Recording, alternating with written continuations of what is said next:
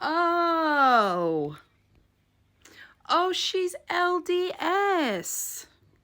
I didn't get that.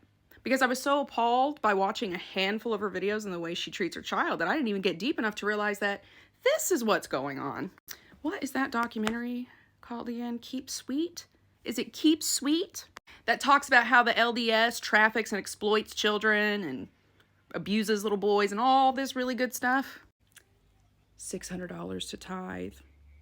Buys her son a fucking side salad. $600 in tithing. You know, it's really interesting because someone left a comment on my This Mad Mama video and they said, well, the Mormon community, they have lots of children and they don't do this to their kids. Yes, they fucking do. The Mormon community is one of the worst communities religiously for child abuse. They're really all bad for child abuse, but yeah. No, the Mormons have repeatedly trafficked children. So this adds up because you see, I don't give a shit what the Mormons say. They don't see their children as people, they're objects, right? They're objects that they have to create in order to get their planet. Fucking as ridiculous as Scientology, it really is. But this just makes sense. This makes so much sense. Why are there so many abusive Christian parents? What's that? Why are so many of you so devout and then willing to torture and terrorize and traumatize your kids? Why is that? Why does this happen so much in the Christian religion, and especially in the Mormon church? Why do kids keep getting messed up in the Mormon church? I'd like someone to answer that for me.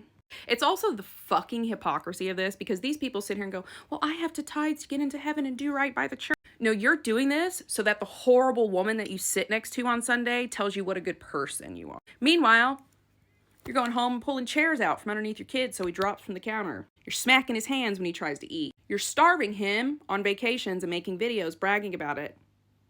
How's that?